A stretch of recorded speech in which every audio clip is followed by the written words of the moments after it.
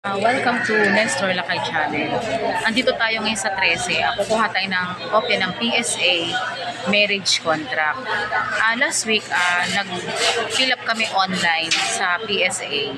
Nagpa-schedule kami at ngayon nag-schedule ngayong araw na to ng March 4. Dito yung sa 13 Cavite. Hihingi tayo ng kopya ng PSA marriage contract kasi nung nag-request tayo dun sa mall ng kopya, malabo po kasi yung nabigay sa akin ng kopya. Ngayon nandito tayo para makakuha tayo ng bagong kopya o malino na clear copy.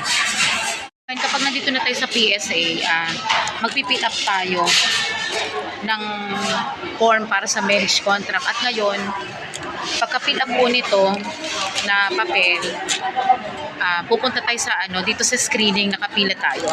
Thankful at hindi ganoon kalaki yung hindi ganoon kahaba ang pila ngayong araw na to. Sana makakuha tayo ng kopya.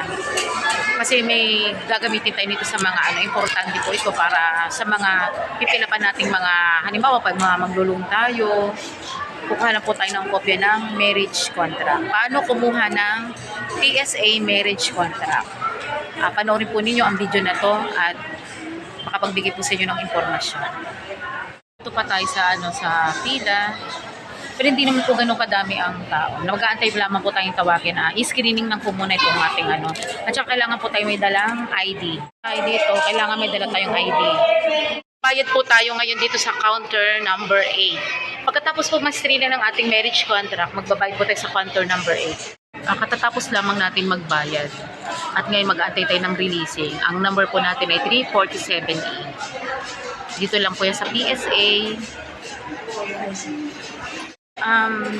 Nakuha na po natin ang release ng PSA marriage contract. Kaya lang, sobrang lungkot po kasi napakalabo po ng kopya. Ngayon, ang gagawin po natin kapag malabo ang kopya, magre-request po tayo ng clear copy. Yun nga lang, hindi po agad natin makukuha. Mga 3 weeks po yun bago ma-release. Kaya po sa ngayon, kapag may mga ganito po tayong problema, kailangan po na mag-wait lang tayo sa clear copy kasi importante ito sa mga documents po na ating i-claims. Maraming salamat po sa panonood nyo po ng aming channel, Nestor Lakay Channel. At huwag niyong kalimutan mag-like, share, and subscribe po sa aming channel. Maraming salamat po and God bless po sa ating lahat. Ngayon, abangan nyo na lang po yung next vlog natin para sa releasing ng clear copy. At kung magkaroon man po ng another problem, i-update ko na naman po kayo sa ating vlog. Thank you so much po.